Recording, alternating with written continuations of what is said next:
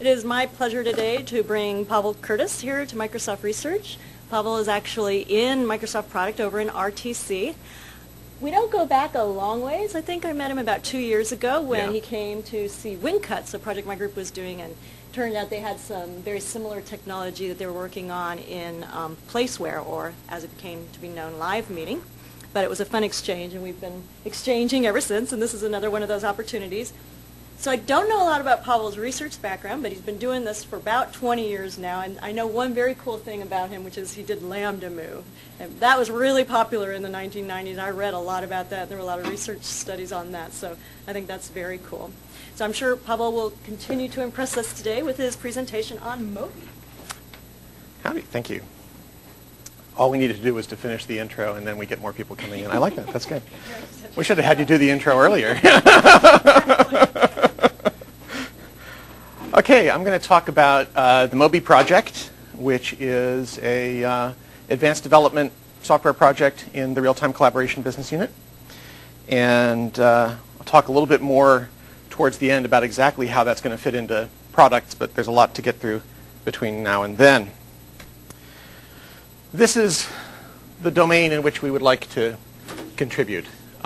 There's a lot of work products that people put together in collaboration with other people. Obviously, our basic Office docs are often used in that way, but in the real world, we also have source code and CAD drawings and all kinds of things that people try to build together with others. And we don't make it a lot of fun. If you look at collaboration today via email, it kind of goes like this. Everybody writes their bit. They send them off to the owner. Now, owner, it's one of those words that makes you think prestige and respect.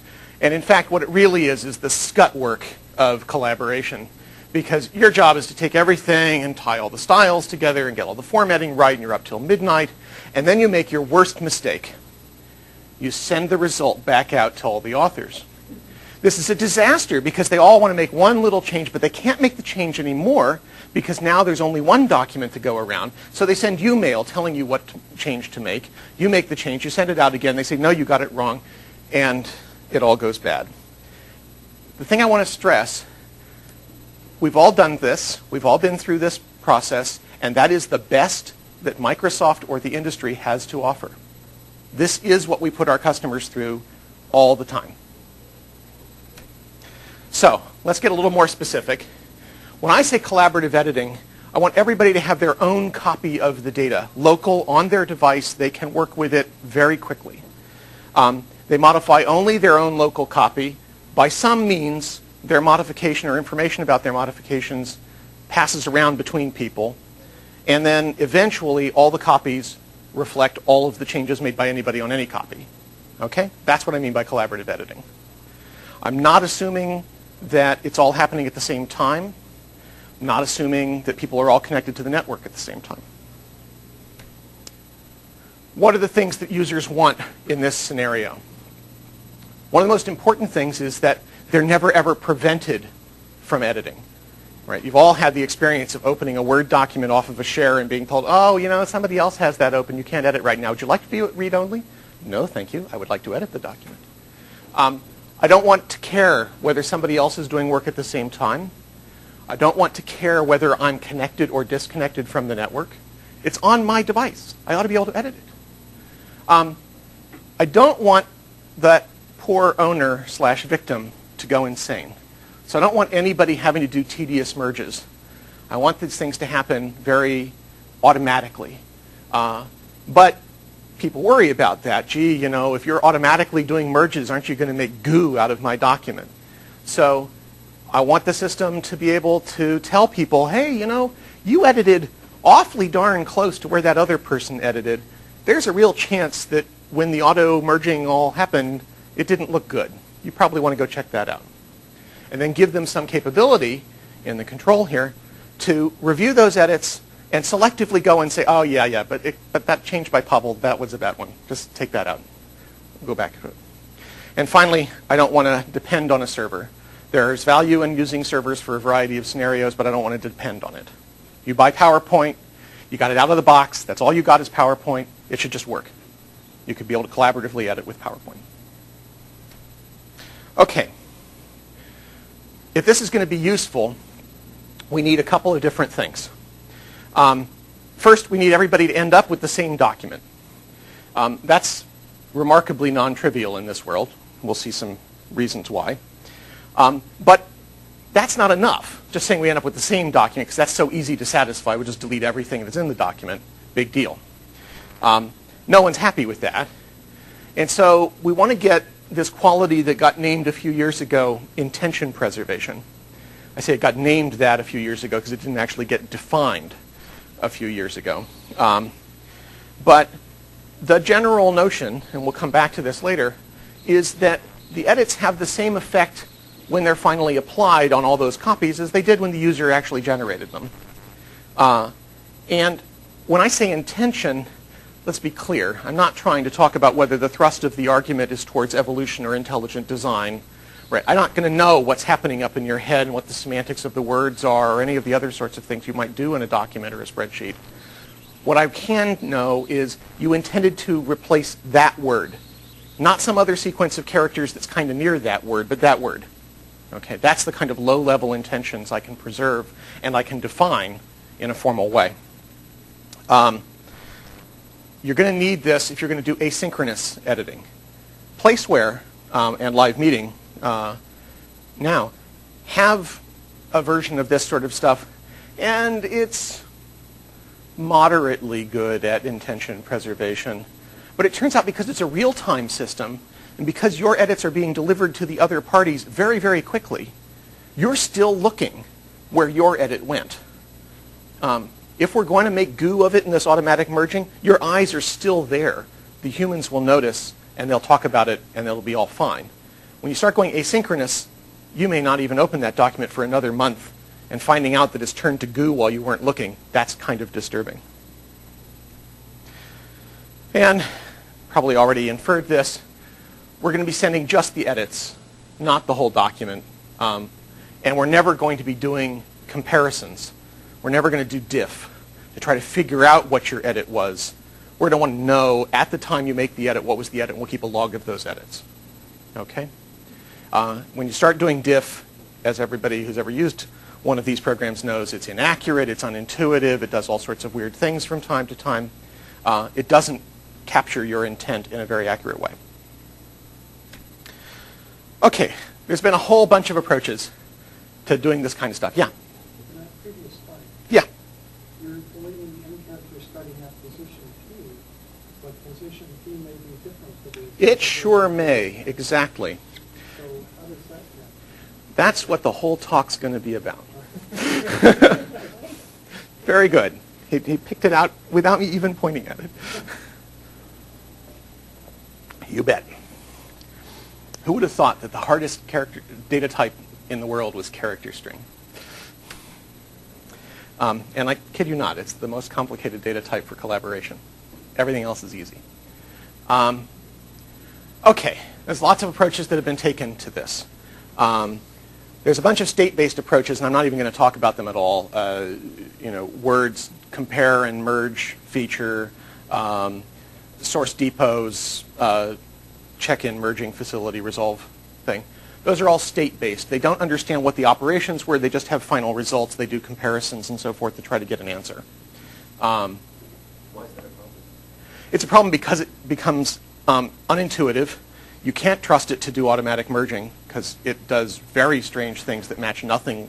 You can't explain to a user why it did what it did. It's just, oh, well, that's not the change that I made. The change that I made was shifted over 5 characters from where you said it was, and they just do goo. Getting diff right, the problem is that diff's problem is under constraint. Right? It can't find the edit you actually made. It can only find an edit that would give the same results. And that's unintuitive to a user. The other problem with the state-based things is it's tedious. You end up having to do the reviewing all the merges because of the inaccuracy, and that puts you in a problem here as well. Then there's the size of the messages going around, but I'm not even going to worry about that. The more interesting systems are operation-based. We're only sending operations around. We're actually capturing your small operations. There's a bunch based on mutual exclusion. Well, the easy way to do this is make sure no two people are editing the same thing. There's a few approaches to that. And then there's the ones that allow unrestricted simultaneous editing. So a few of these I'll mention. Locking is sort of the obvious thing. Grab a lock on some portion of the document or datum. When you're done, tell everybody what you did to it. You can change the scope all over the place from the whole document to a paragraph or a slide or something like that. And there are systems that manage these either explicitly or implicitly. Systems where as soon as you start typing in a paragraph, they grab the lock. There are some problems with trying to use locking, though. Peer-to-peer, without a server, it works very slowly because you have to talk to all of the other peers to make sure you have the lock. That can take a long time, especially if they're offline. If you've got portions of the data that are fairly hot, then you're going to have to do turn taking in there. Users are going to get stuck, they're going to get stopped, and they're going to have to come back. Even if the changes they were going to make are not logically going to collide. Just because the grain size, there's limits on how small you can make the grain size in these systems. And of course, you can't grab locks when you're offline. So you're going to have to predict in advance what locks to try to grab. So that's got some real issues. So people said, well, we can just use transaction-based techniques, in particular optimistic concurrency control, and do these atomic changes. With optimistic concurrency control, I can open a transaction even while I'm offline because I've already got the data with me, so I can record what the generation number was. When I go back to commit my transaction, you find out if the generation number of that unit is the same. If it is, you get your commit. Otherwise, you abort. And if you use client-server, you don't even have to go something crazy like two-phase. But you can't commit while you're offline. Commit, again, is slow in a peer-to-peer case because you still have to talk to all the peers in order to get it done. You've got to break your model into smallish pieces because otherwise your optimism will never pay off. You will be hitting what other people are doing. And the transactions have to be rolled back if you really did collide with somebody else. And that's very disturbing to a user to just say, oh, well, you know, all that work you did on the airplane, sorry. You'll just have to do that again.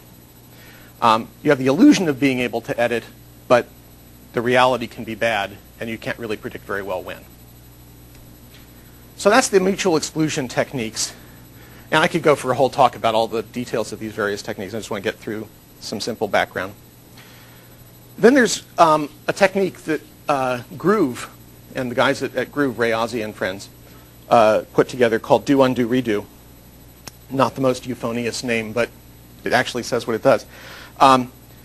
Their idea is, out of all the edits that people are doing in this distributed way, let's define an order that everybody can compute. They'll all compute it the same way. They can all compute it locally without interaction. It's easy to do by ordering timestamps or dependency graphs and things like that. You keep a log of all of the edits in their global story order. Those are all the edits that you've ever applied. New edit comes in, you find out where it goes in the log, undo back to there, do the new edit, and redo forward back to the beginning, back to where you were. And when the next edit comes in, find its place, undo, do, redo. Okay? That's exactly how Groove works. And it's very clever, and it works really well in a number of situations. You bet. But you probably going to ask something you're going to cover next time. Okay. Let me know if I didn't. Okay, so one thing that can happen is it can thrash pretty badly. You can end up trying to undo, do something, redo. Oh, let's go back again and spend an enormous amount of time doing that. They do some amount of amelioration for that by holding edits for a little while to see if they get in other edits that are going to have roughly the same position in the log, and the obvious sort of elevator algorithms that you might use to try to do this.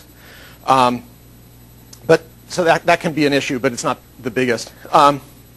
It's actually pretty difficult to define, as a data type implementer, your language of commands. Not only do they have to be undoable, that's not so hard, but they've got to sort of make sense when you start inserting other operations earlier than them in the log. They have to have enough detail in them to still represent something recognizably like the user's intent. For some data types, that's actually not very difficult. If you're doing whole file things, such as the Groove file tool that gives you a shared file space, and it's just file replacement is really the only operation you have. File replacement is file replacement. Yeah, the last guy wins. They have some conflict resolution that splits the file into multiple files. It's not too bad, not too hard to do. But when you start getting down to things like character strings, it's very hard to do. And the do, undo, redo model doesn't give you any help in doing it. You end up having to re-implement some other model on top of the Groove model, and then Groove's actually not helping you very much. And it's in these sequence-like data models, like character strings, where Groove starts to have real serious problems in preserving anything that looks like your intentions. And they allow you in Groove to co-edit Word documents. And they have a number of issues with it, so they don't tell you about it in big, fancy letters on the box.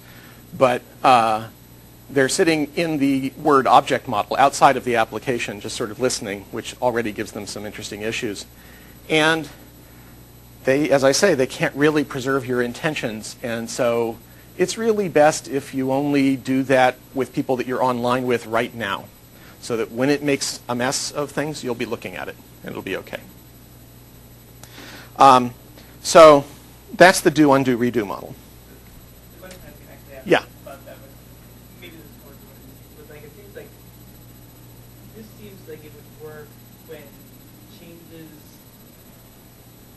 are, not relatively localized. Like if somebody goes in and says, let's say I delete a whole section of a paper, and then someone else has made edits to that at a later timestamp, like if I try to unroll and then go do this, like those edits are with respect to a version that was before the deletion. And that's where the trickiness comes in. And you get to the question that George asked of, what's the language in which you talk about these edits? You certainly can't talk about document positions, because they don't mean anything anymore. Even like local context. Yeah, it gets a little iffy. There's a bunch of tricks that they play to try to get closer, but in no case do they actually solve the problem. They can just try to whittle down the area so that maybe you won't notice it very often. Okay. The last, and because I like it the best, approach to this is something called operation transformation. The idea here is send out the edits with information about what you had known when you did them. What state of the document were you in when you made these edits? Or as somebody else said, what did you know and when did you know it?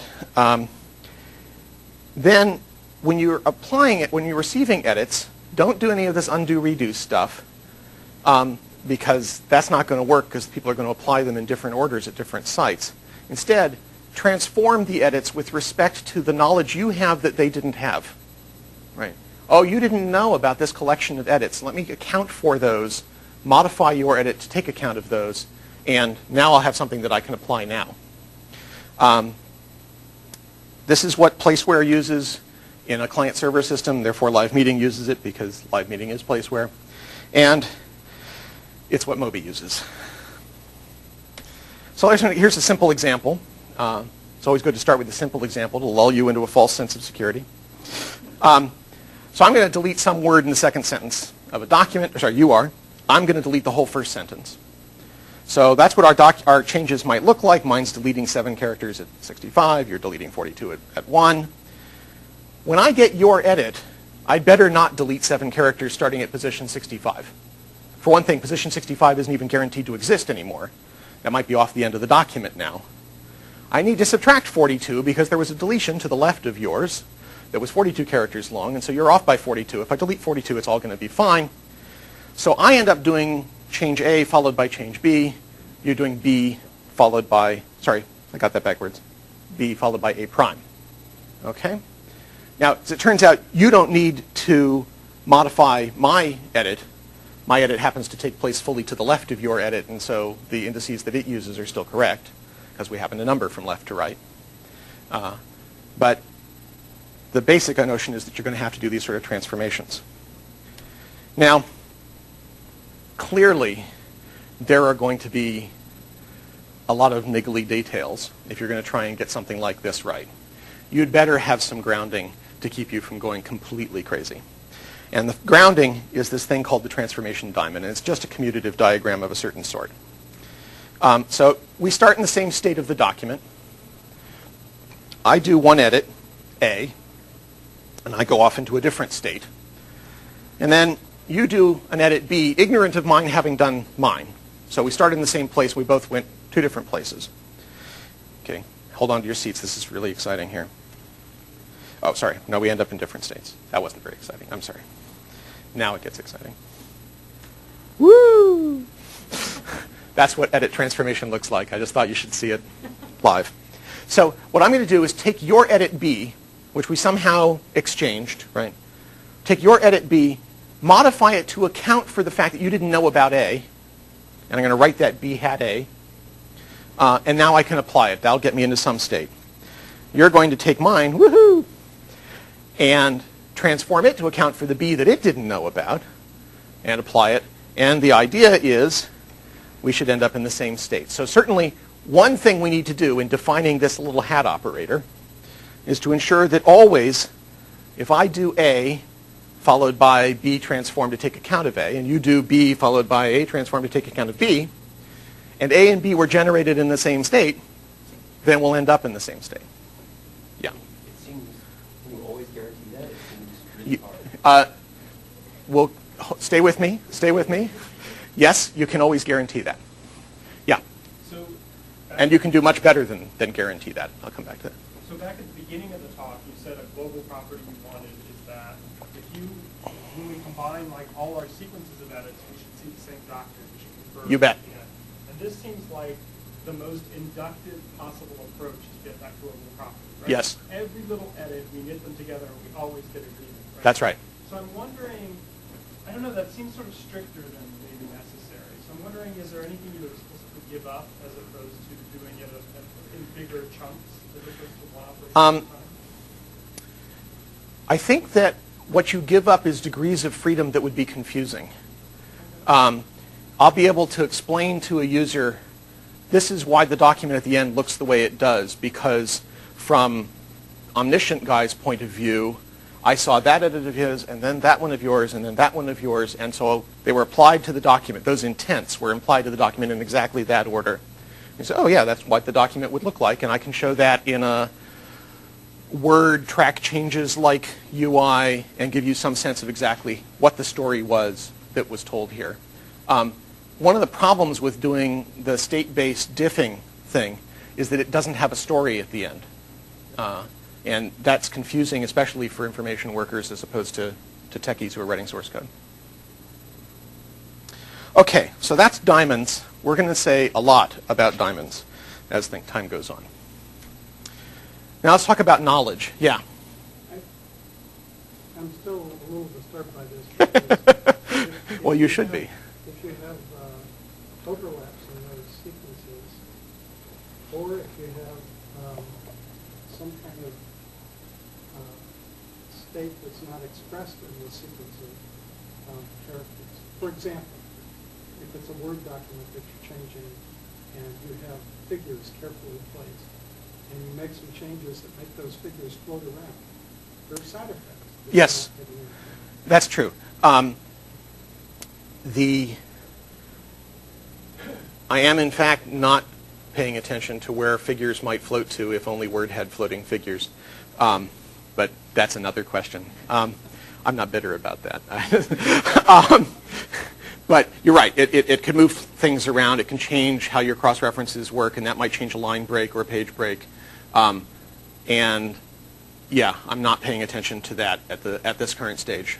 But what I am going to get is that everybody has the same sequence, and in particular, your figure appears as an anchor point object in the text sequence in the flow, and that anchor will stay in the right place as things go.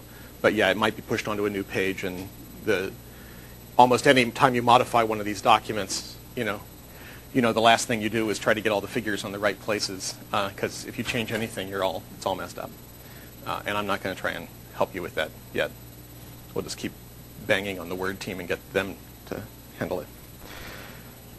Let me talk a little bit about knowledge and ignorance. As I said before, these diamonds need to be talking about an A and a B that originated in the same state. Or another way of saying that is they originated from a state that resulted from the same collection of edits, or they were made with knowledge of exactly the same collection of edits. Okay? So we're going to talk about what edits does this other edit know about? What knowledge was it made with?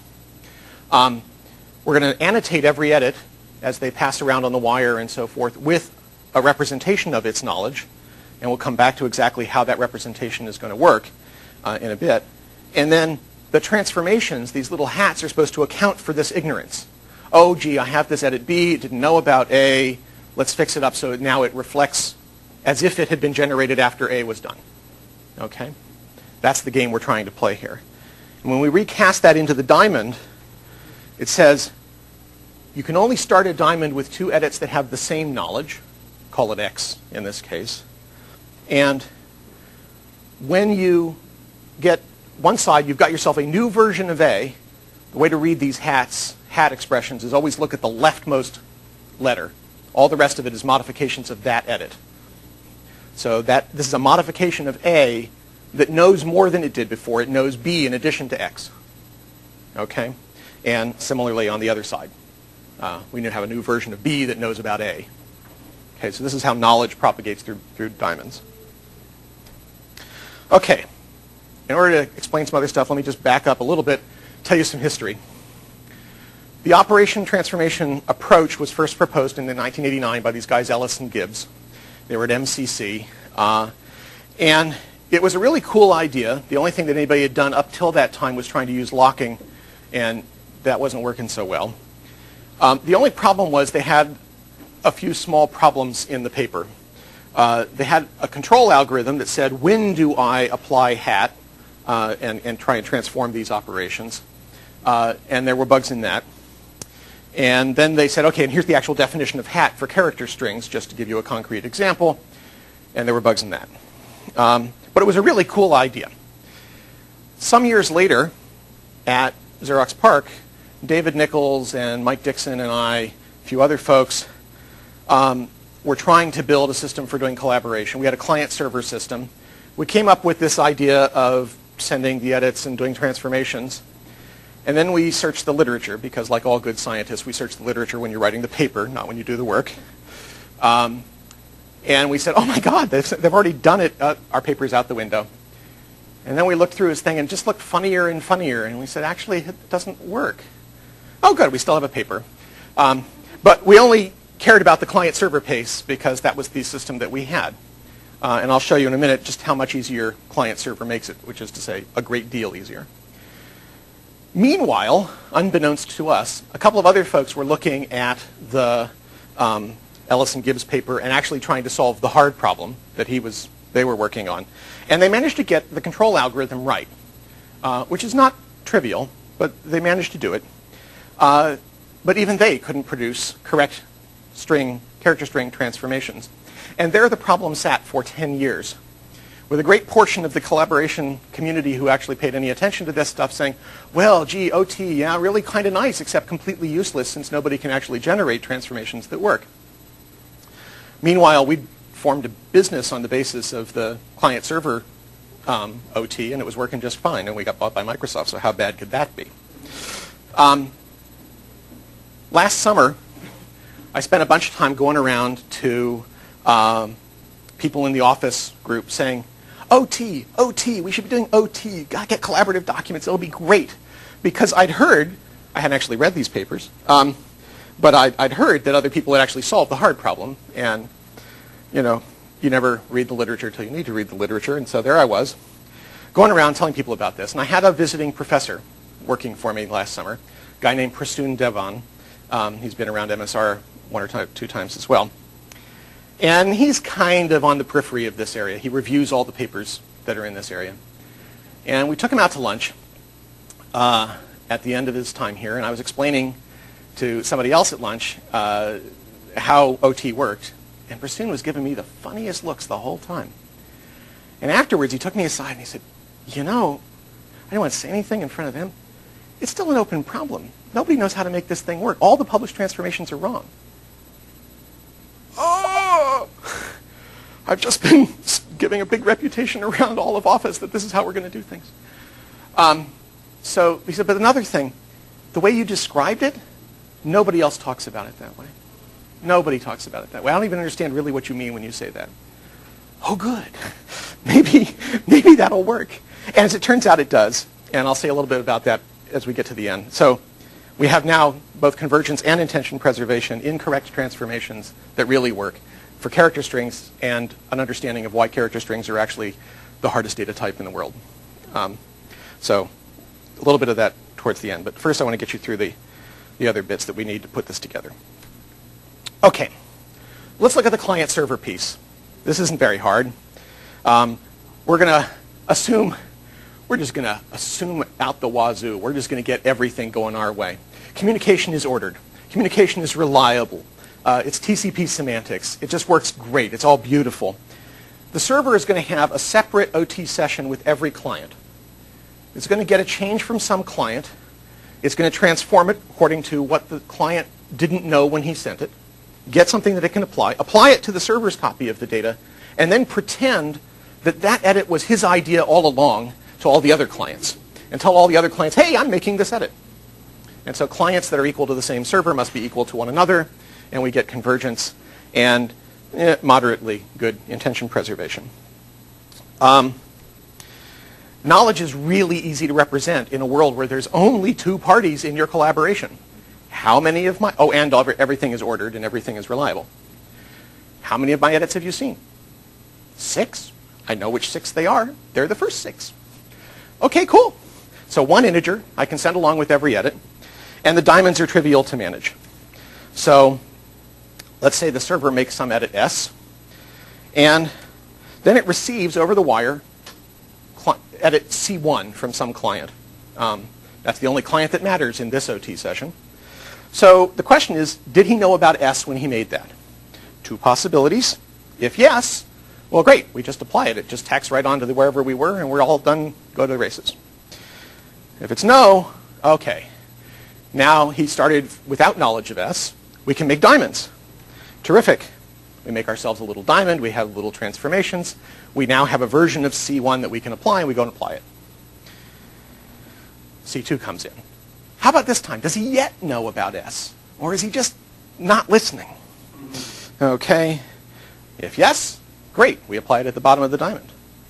If no, okay, it has to go over there. But fortunately, we have that side of the diamond too, a transformed version of S that accounted for his first edit. And we can still make diamonds. And now we can apply his next change. And we'll keep holding on to S, or the newly transformed version of S, until he finally tells us he's seen it. I guess I don't understand, in the connected case, if you know that everybody's connected Yeah. and communication happens in the right order, the way, why would everyone not just know about S all the time? Because mine is traveling across, wires still take some time. Yes, they cross in the mail. But this is going to be a very small number of days. You would like to hope that, but given technologies for getting through firewalls that involve tunneling TCP over HTTP, it can take 15 seconds for it to get there. That's lots of time. So yeah, it's really trivial to see these things come up in real systems. Even on a LAN, it's pretty easy to see them, especially between 2 clients, because that's multiple trips through the server. Okay, everybody else, however, wasn't trying to live in this beautiful fantasy world. They actually wanted to work in a peer-to-peer system with communications that are unordered, that are unreliable, where there's not just 2 parties, there's some k greater than or equal to 1. 1 is good.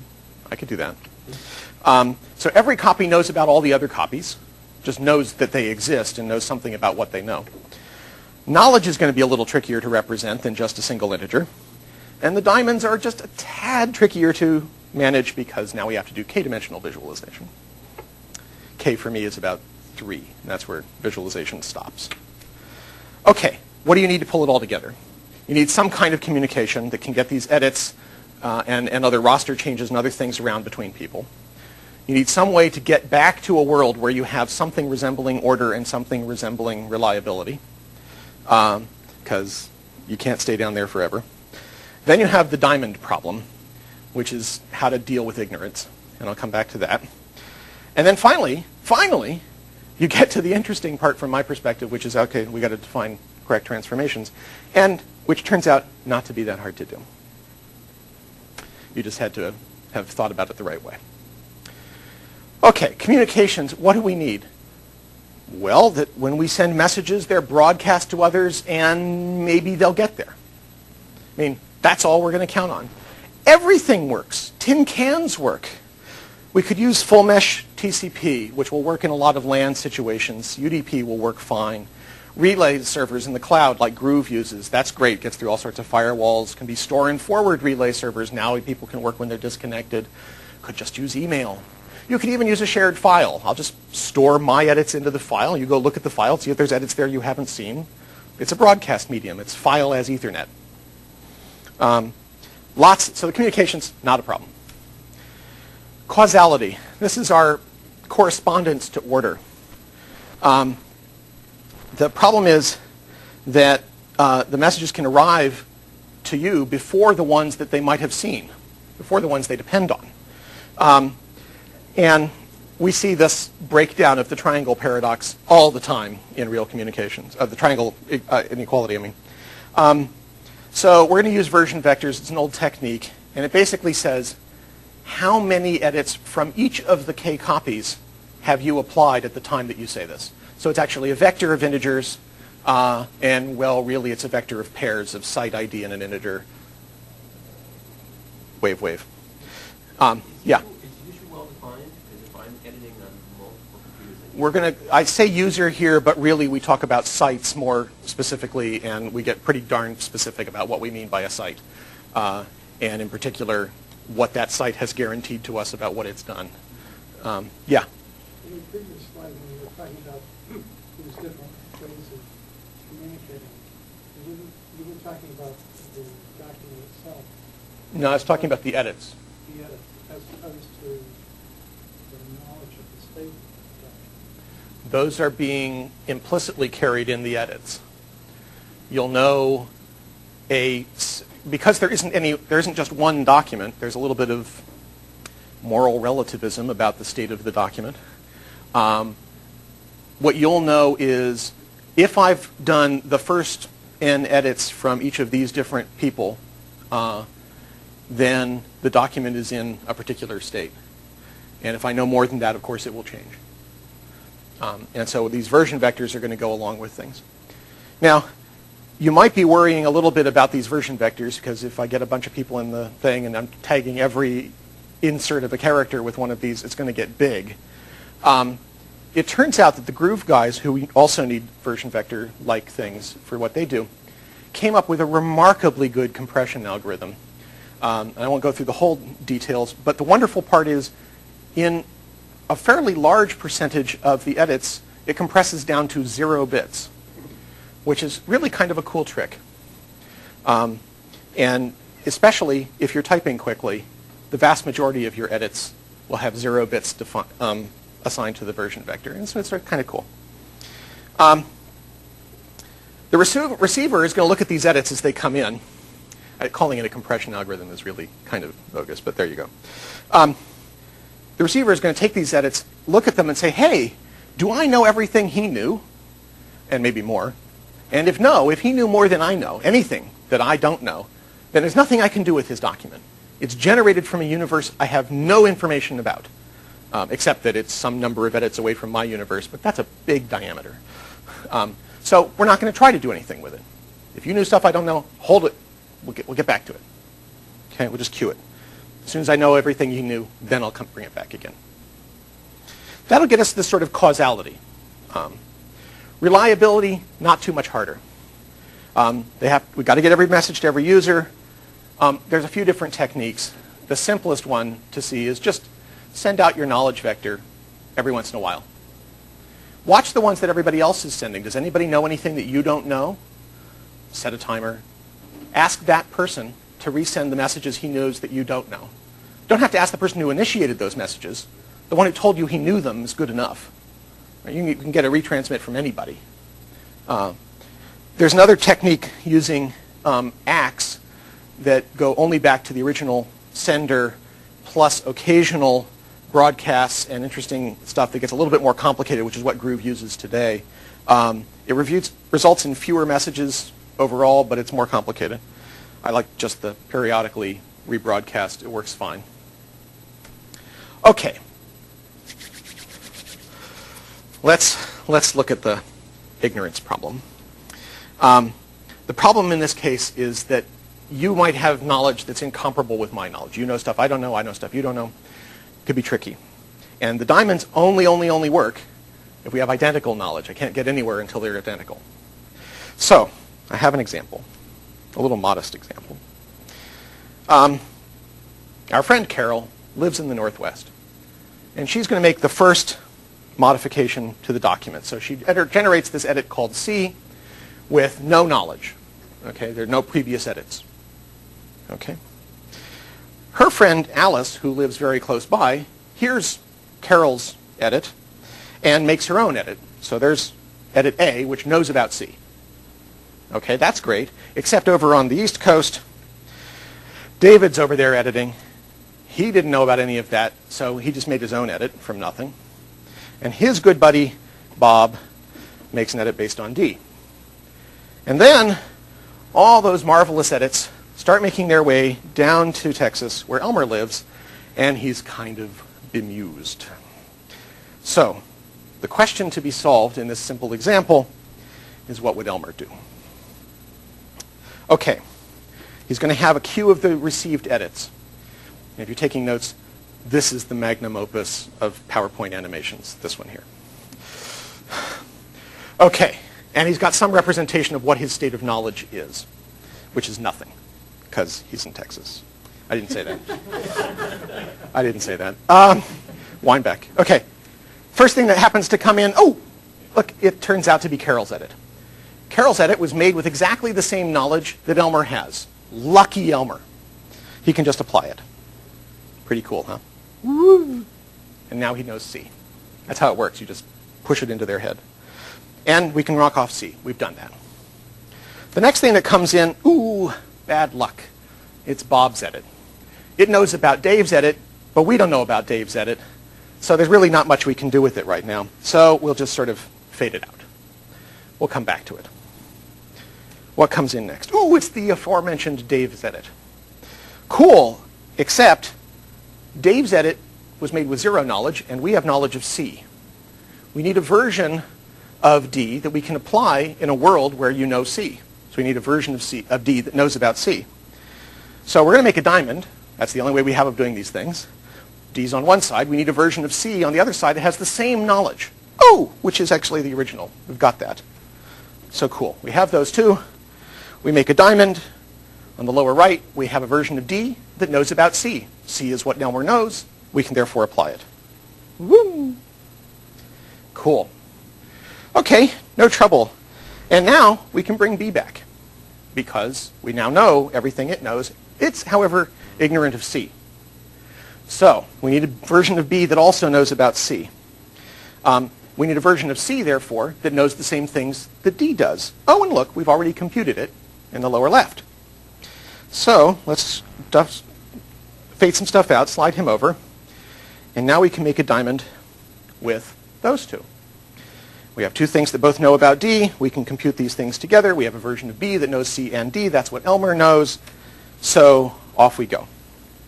Cool. All is well. It just can't get worse. Until Alice's arrives. Okay. Alice's change doesn't know about either D or B. Let's consider D first. We need a version of D that knows about C, since that's what Alice knows about. That was back up there a while ago. Let's bring him back to light. He's a guy that we can transform A with. And now we have a version of A in the lower left that knows about C and D. It's only ignorant of B. So now we need a version of B that knows about C and D. Slide him over there, blank that out, bring back that other guy who was down there, make a diamond with that. I'm not even going to write the thing in the lower right corner. These expressions get very long. That is a version of A that knows about B and C and D, which is what Elmer knows, so Elmer can apply it. Off it goes. Elmer now knows A. That wasn't so hard. Right. The question is, can we always find diamonds that are that useful? Obviously, since I'm standing here, the answer is yes. So here's the general algorithm. It's really simple, sort of. So let's suppose that we've gotten in an edit A. Now, if A knew things that we didn't know, we're just going to put it on a queue and wait until we do know. So that's the case we don't have to worry about. So A knows less than we know. If it happened to know exactly what we know, great, we just apply it. So it knows fewer things. There are some edits that we know A doesn't know. Here's the hard step. I'm afraid I couldn't figure out a way to make it a shorter sentence than this. We have to find some edit B that is one of the ones that we know that A doesn't know, and then figure out a B that doesn't know of anything else that A doesn't know. So it's a B that's at least as ignorant as A. There has to be such a thing, because if there weren't, out of all the cloud of things that A doesn't know, they must all refer to one another. They must all have known about each other when they were generated, and causality doesn't work that way. So there's got to be at least one, maybe all of them, that are so ignorant. Okay. Recursively, you knew that was coming, get a version of B that knows exactly what A knows. Right? It was at least as ignorant as A, so bring it up to the point of the state of knowledge of A. So this is B prime. And now we've got a diamond. All is good. We can hat them together. We got A prime. A prime is now one edit less ignorant than A was. So do it again. Keep going till you hit all the edits. You're done. That's the forward-looking version of it. The way the algorithms actually work is backwards. They start by finding a maximal B that everyone else is ignorant of, and saying that's the one I'm going to apply last, recursively compute the lower thing, and then bring it back. And the reason they work that way is because I can then do caching. I can do memoization of all these things and turn an algorithm which is doubly recursive, and therefore, yes, exponential in the worst case, into an algorithm that just uses a certain amount of space. Yeah, space. Because like, so I'm thinking of the case where let's say I'm B, and I get and you're A. You send me an edit. I'm in a certain state. I've done a bunch of edits. I now need an edit, or I'm not B, or whatever. I now need an edit which is ignorant of everything that A doesn't know about. So it can't know about any of the other changes I've made so far. No, you got it turned around. Oh. My A comes into you. Right. You've got a bunch of stuff that A knew about, and a bunch of other stuff A didn't know about. Right. These are all That you've got. Yeah. Okay? I have to find one of your edits that you've already got locally that A didn't know about, Right. which is sort of the earliest one. Oh, I see. But Any one of the earliest ones will do. That's the B that I'm talking about. I'm still looking for a way to write that sentence so that it's really easy. It seems like the results could be order dependent, right? Like in the U.S. example, if Carol and Bob start from a thing, you'll either get them like this or like that. Very good. You need to prove that the transformation order doesn't matter. And pretty quickly in 96, this algorithm I've described here is essentially Russell's algorithm from the paper that was in 96. Russell determined that that convergence property that I mentioned before about A followed by B transformed and is supposed to have the same effect as B followed by A transformed isn't enough to prove that. You turn out, for his proof, to need a really wacky property that involved three changes all generated in the same state, A, B, and C, and for any possible A, B, and C, if you take C transformed by A and B transformed, then you take C transformed by B and A transformed, then you get the same syntactic answer. Not the same effect, the same textual representation of an edit. And if he had that, then he could prove his algorithm correct, which is just an insane kind of property. He called it transformation property 2, and the big problem for 10 years was that nobody could come up with transformation functions that had transformation property 2, including Russell in his original paper where he posited this property. And one of the problems that people discovered about 3 years ago, some French people used a automatic theorem prover to take all of the published collections of transformation rules for strings and try to prove them correct, and found counterexamples to TP2 for all of them. And they then took stats off of their theorem prover and figured out why nobody had managed it.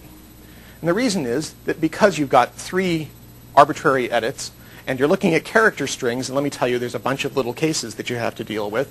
You do all the combinatorics, and there's 500 proof cases that you have to deal with in order to prove that you have TP2.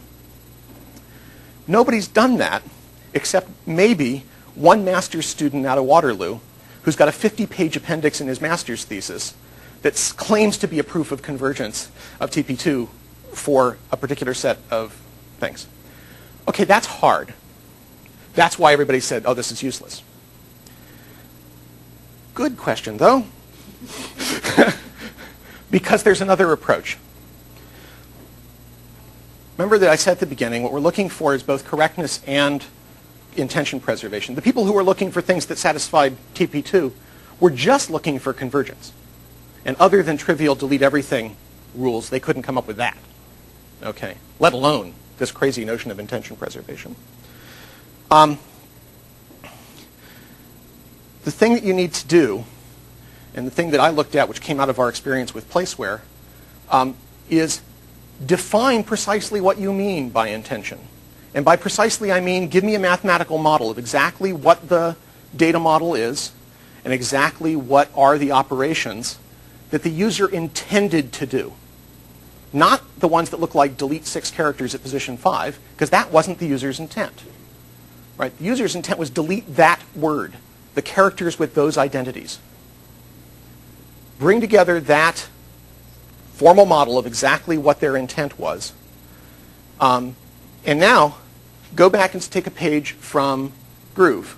Let's take a global ordering over all edits that's computable everywhere, et cetera, et cetera. You can just do this by lexicographic ordering on the version vectors, for example. You can do better than that, but it'll work. And say, we're going to pretend that the omniscient guy picked up those abstract operations from everybody, those abstract operations which have the quality that they're the perfect Groove operations, that you can insert more operations earlier than them and they still preserve intent. And I'll come back to it in a second about how he did that for strings. Say, God did them in that order. And that's the answer. That's the answer everybody has to end up with. And we go back to that convergence property that I talked about before, and I said, oh, these two guys have to have the same effect. That's way too weak. They have to both get the right answer. That A followed by B transformed needs to look like the abstract operation A was performed and then the abstract operation B. And furthermore, B followed by A transformed needs to look like A happened abstractly and then B happened. Okay, so even though you did A second, it's supposed to look like it happened first. Believe in a semantics of what the operations really, really, really are. Then when you're going off to define hat, it turns out you have absolutely no wiggle room. You just, you know what the abstract operations are, you know what the right answer is at the end, and you have no choice but to try to do that. The problem is you may be tricky to find a representation of edits of strings that actually can meet this very, very, very strict requirement.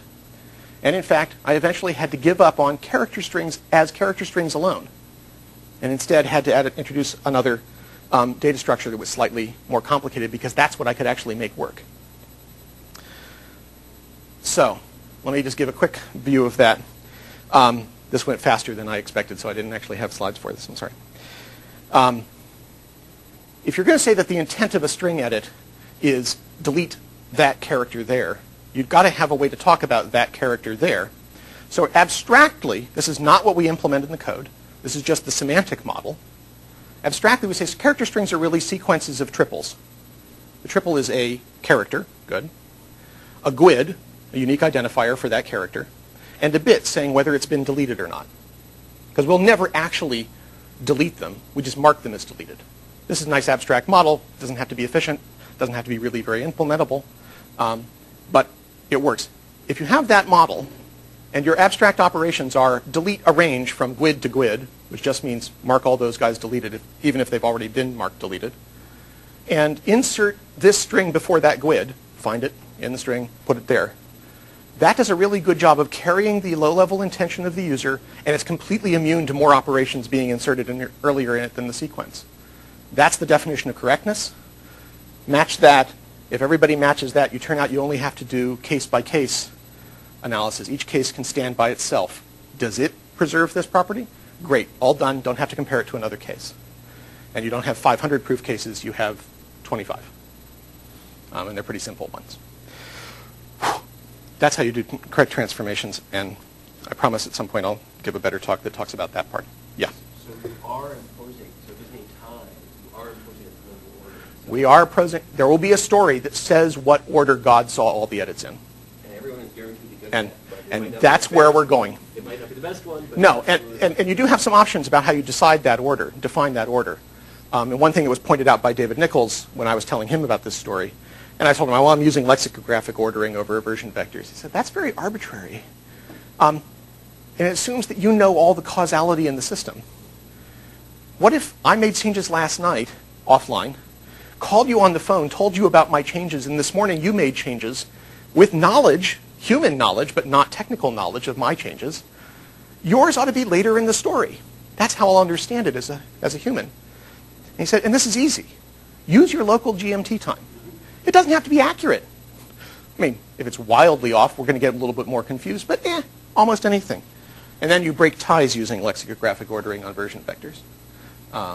And causality. You have to do a little bit of a fix up there. So you can actually make it quite understandable to the users. If you really give them, I don't know how to do this in advertising, but you really tell them that there's an omniscient thing up there that's watching everybody and he sees them in some particular order, they'll believe that. Yeah. Your description of the character screen sounds like a reincarnation of the old update workflow by CDC way back in prehistoric times. Is it? Or you never Couldn't tell you. Yeah, sorry. You may have to dig up old files, but it's worth looking up. Instead of Okay. character, then text of cars, or rather cars. That stuff, yes. Yeah, it's not unlike that. It's not unlike that at all. But again, I stress that's the abstract model. The concrete model that actually gets implemented is array of characters and array of integers, and then you're done. I'll come back to that afterwards. Let me quickly go through here. I have a very quick demo of this stuff working.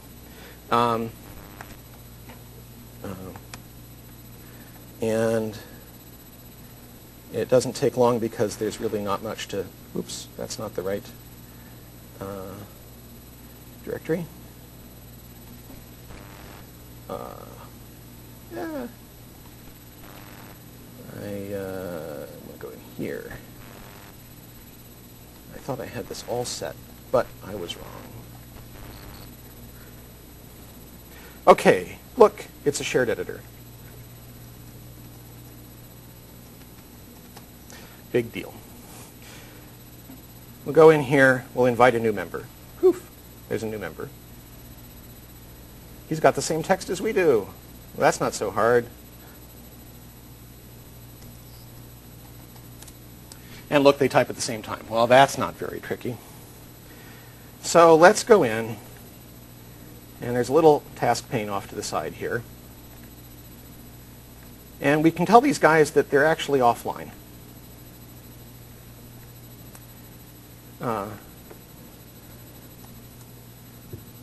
And this guy will go over here and do it that way. Now, you can see since they're offline, they've got these messages going out that are all queued up and no place to go, or something like that.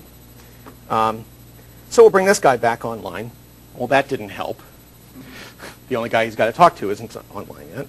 So we bring him back online, and after a moment of propagation delay, boom, they both say it's a really cool editor. Okay, one more thing to show. We have this other person, C. Let's just put them down there. And we're going to take B offline. Over here in A, we're going to do that. B doesn't know about it, but of course C does, because he's online. C is going to go in here and say, a really neat editor. And then unfortunately A is going to go offline. still holding on to B's stuff. Can I suggest a change that I've been wondering about? Sure. So I'm curious about how this all works when you are doing reordering things. So can you take editor and put it up and say this editor is simply by actually... Let me come back to that in just a second, and I'll do that, and then we'll see that. Let me show the point of this part. So A is offline. B comes back online and gets all these things from C. Why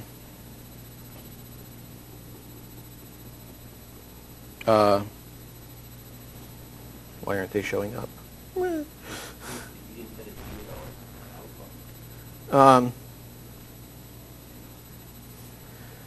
He's got all these edits from C that are not showing up in the little pending updates pane because he's holding on to all these things that C did knowing things from A. And, okay, a little confused. Should never do demos. Demos are bad. Let's bring him back online. Everybody's looking at Super Neat Editor. What was the humiliating example you wanted to do, George? There was. Well, the thing I'm curious about is Make it a neat super editor. if you're actually reorganizing things, to remove Yeah. a bunch of text on Right. So. when you were talking about having a GUID for each character, it's sort of, if it's really good, then you are reorganizing. That's right. Then you've done it. That would be move. That's right. But you're not actually implementing it. I'm not implementing move. There is no abstract. So in the model that I've got so far, I have abstract operations of insert and delete only. If I introduced an abstract operation of move, it turns out the transformation part will fall out. The hard part's actually defining what abstract operation move really means. Well, the case I was interested in is if you have a whole section that you move and somebody else edits that section. Absolutely. That's the case we absolutely want to work. Here's the problem with trying to do it. If we define that the abstract operation move takes 3 GUIDs, and it says everything from GUID 1 to GUID 2, move it to be before GUID 3. Okay? Remember this property I talked about earlier? We need it to be the case that all of the abstract operations preserve the user's intent, even if we take other operations and insert them earlier than them in order. If you're moving this thing and I delete a range that overlaps but isn't enclosed by the one you moved, I don't even know what it means anymore. And so the trick is trying to come up with an actual meaning for these operations that still makes the user understand what they said. And so we can talk after, but coming up with a meaning for both move, delete, and insert all at once in the abstract realm that seems to carry the user's intent, that's a little tricky. There are just these cases that are really nasty. And the nice thing about this way of thinking about it is that I can see that it's nasty before I ever get down to nitty-gritty about exactly how does hat work and all these little arithmetics and off by ones. I'm not confused about that part. I don't know what my goal was. Let me quickly bring back the slides, finish this off. Oh, that was good.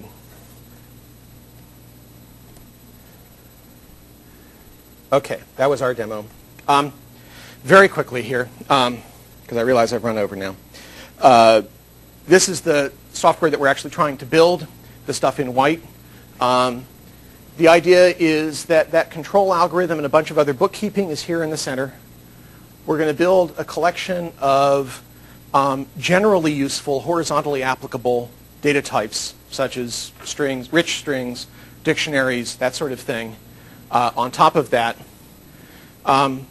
since we want to be independent of exactly how we communicate, and since storage and communication interact, then we're going to have some sort of service provider interface here and a collection of communication storage types to use down there. This is being built. Well, the prototype that you saw is in managed code, but unfortunately, if you want this to have anything to do with an actual Microsoft product, that's not very useful, which is a real shame. So we'll actually be doing it in C++ and COM. Whee! Moby is not a product. It's a software library that will go into products and eventually we'll turn it out as an SDK that others can use, because our goal is to get it into lots of other products. The first thing that's going to ship Moby is an RTC project called Mojo, which is an ad hoc collaboration tool that you should be actually hearing about in the next couple of months as we release it a little bit more broadly inside the company. Its second release is going to happen in spring of 2007, so between now and then they're going to get 2 releases done. And that's going to be the first thing that contains Moby. As I mentioned, we've been talking a lot to the Office team. I'm back to talking to them after solving the little glitch. And the RTC products, of course, have use for this. But really, it's applicable to pretty much everything you do on your desktop. Now, there's a lot of work still to go. We have a bunch of data structures still to work out. We have things like understanding move, which is critical to be able to do real document editors. And there are approaches to that. They just have trade-offs in terms of what semantic intents you can capture. But we're looking at that. We're in strong conversation with the PowerPoint team. It turns out that, at least based on the work that the PowerPoint planners have done, the most commonly collaborated document type in Office is presentations, not Word documents. And it's also the case that PowerPoint has nothing today. They have no compare doc, no merge, no track changes, no nothing. And so they need us. The customers need us, and so we're actually getting some traction and talking with them. And we're trying to work out exactly how does this look once it's embedded into a real application that's been around for a couple of years. That's the Moby project, and we're hiring. Yes, sir.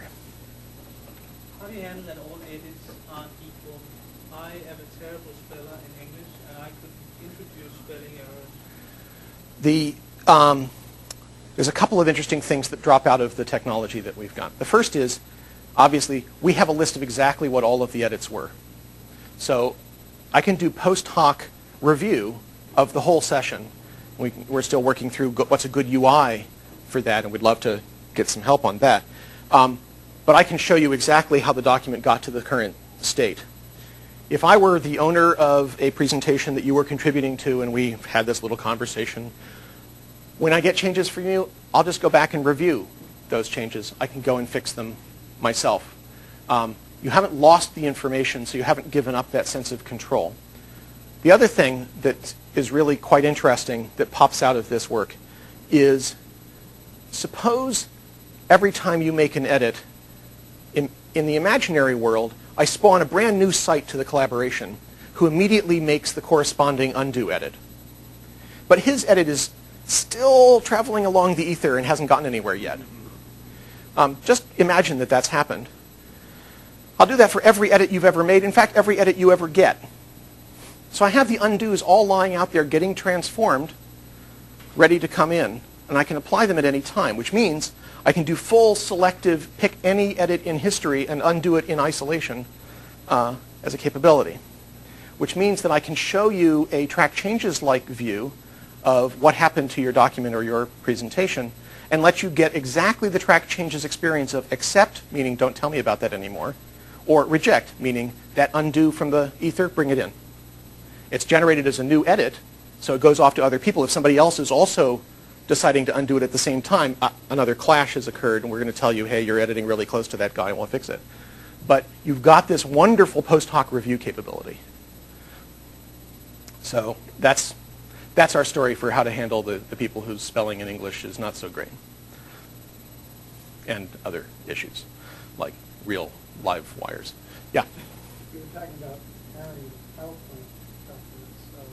Steve Drucker's been working on a project recently that is looking at that problem issue. Is this the one that was at TechFest with diagrams of forking and joining and all that stuff? Yes, we definitely are planning to get in touch with him actually very soon.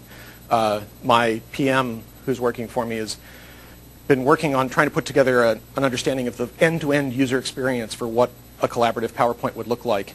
And he's been avoiding that review thing for a long time, and he's sort of done with everything else and is forced into it now. And he has Drucker's name, so I think he'll get there. Thank you. Occurs to me that if you apply this to PowerPoint, which is presented by a live person, the note page would say who puts this word in. Oh, yes, absolutely. In the middle of the presentation. Oh, yes. The log that we're getting is fully attributed. We know who did it. We can tell you, because we'll be using it for ordering, exactly what time they did it, their local time, and that sort of thing. So, yeah, I think what we have is a problem of too much information. We have everything we could possibly want to show them. The problem is, how are we going to summarize this information? You probably noticed when I was typing when those things were offline. Right now, my simple shared text box thing has a separate message on every single character. That's almost certainly overkill, especially for any kind of async thing. So there's lots of interesting ideas around clumping. You're offline. Well, look, I'm not going to send any email until you're back online because it's useless. There's a bunch of good questions all through there. So nice little algorithm, but there's a lot more engineering yet to do. Any other questions? Thank you very much. Thank you.